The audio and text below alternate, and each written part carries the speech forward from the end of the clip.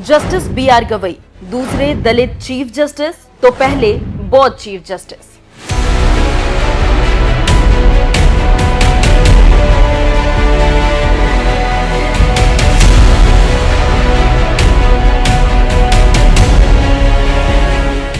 इंसाफ की आस लेकर जनता इनके पास जाती है, न्याय की गुहार लेकर पीड़ित इनके पास आते हैं। सामाजिक न्याय का ताना बाना बुनने वाले देश के मुख्य न्यायाधीश, जिनके सामने जनता अपना दर्द बयां करती है, लेकिन क्या हो जब उनके साथ ही न्याय ना हो, उन्हें ही अपना दर्द बयां करना पड़े। जी हां, जस्टिस बी.आर. गवई ने नाराजगी जताई। वो सीजेआई बनने के बाद पहली बार मुंबई पहुंचे और पहली बार में ही उन्हें अधिकारियों की बेरुखी का सामना करना पड़ा। मामला प्रोटोकॉल से जुड़ा हुआ था, जिसने महाराष्ट्र सरकार और प्रशासन के रवैये पर बड़ा सवाल खड़ा कर दिया। मैं ऐसे छोटे छोटे मुद्दों पर बात नहीं करना चाहता, लेकिन मैं इस बात से निराश हूं कि महाराष्ट्र के बड़े अफसर प्रोटोकॉल का पालन नहीं करते। लोकतंत्र के तीनों स्तंभ समान हैं और उन्हें एक दूसरे के प्रति सम्मान दिखाना चाहिए। चीफ जस्टिस ऑफ इंडिया बनने के बाद पहली बार बी.आर. गवई मुंबई पहुंचे तो उनके लिए प्रोटोकॉल का पालन नहीं किया गया।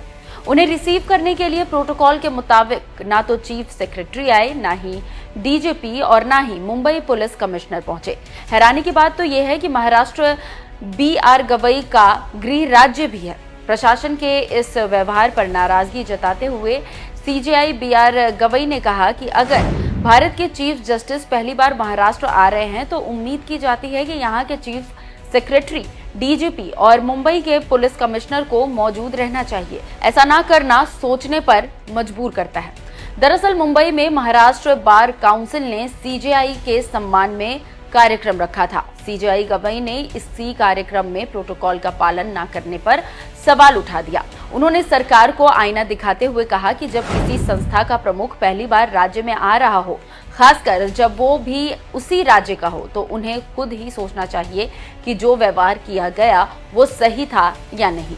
महाराष्ट्र राज्यातला एक व्यक्ती चीफ जस्टिस ऑफ इंडिया म्हणून महाराष्ट्रात पहिल्यांदा येत असताना महाराष्ट्राच्या चीफ सेक्रेटरीला किंवा महाराष्ट्राच्या डायरेक्टर जनरल ऑफ पोलिसला किंवा मुंबईच्या पोलीस कमिशनरला तिथे येण्याची योग्यता वाटत नसेल तर त्याबद्दल त्यांनीच विचार करायला पाहिजे की मला प्रोटोकॉलचा बिलकुलही हे नाहीये। मी अजूनही अमरावतीला जातो, नागपूरला जातो, तर मी पायलट एस्कॉर्ट घेऊन जात नाही। सुप्रीम कोर्टात येईपर्यंत अमरावतीला न्यायालयात असताना मी मोटरसायकलवरून फिरायचो मित्रांच्या। परंतु it's a question of respect by the other organs of the institution to the judiciary. बात प्रोटोकॉल से जुड़ी थी तो उपराष्ट्रपति जगदीप धनखड़ का दर्द भी छलक उठा। उन्होंने सीजीआई की बात से सहमति जताते हुए कहा कि ये बहुत जरूरी मुद्दा है, हमें प्रोटोकॉल में विश्वास रखना चाहिए, इसका पालन करना मौलिक है। मैं इस मुद्दे को उठाने के लिए सीजेआई का आभार जताता हूं। मैं इसका पीड़ित हूं। आपने राष्ट्रपति और प्रधानमंत्री की तस्वीरें देखी होंगी, लेकिन उपराष्ट्रपति की नहीं। जगदीप धनखड़ के रिएक्शन से तो लगता है जैसे कि किसी ने उनकी दुखती रग पर हाथ रख दिया हो। उन्होंने इशारा किया कि जब प्रधानमंत्री और राष्ट्रपति की फोटो तक को तरजीह दी जाती है तो उपराष्ट्रपति, सीजेआई या अन्य संवैधानिक पदों पर काबिज व्यक्तियों के प्रति इतना रूखा रवैया क्यों? धनखड़ ने कहा कि देश के मुख्य न्यायाधीश और प्रोटोकॉल को बहुत ऊंचा स्थान दिया जाता है। जब उन्होंने ये संकेत दिया तो ये व्यक्तिगत नहीं था, ये उनके पद के लिए था। मुझे यकीन है कि ये बात सभी को ध्यान में रखना चाहिए। इस घटना ने सिस्टम के ऐसे सच को उजागर कर दिया जहां नौकरशाह केवल और केवल सरकार और उसके नुमाइंदों की जी हजूरी करने में लगे रहते हैं। क्योंकि अगर किसी भी नेता के मान मनोबल में जरा भी नाम मात्र की भी कमी रह जाती है तो वो बखेड़ा खड़ा कर देता है। विधायक जी को चाय नहीं मिली तो वो गुस्सा जाते हैं। मंत्री को सम्मान में फूलों का गुच्छा नहीं दिया गया तो वो आसमान सिर पर उठा लेते हैं।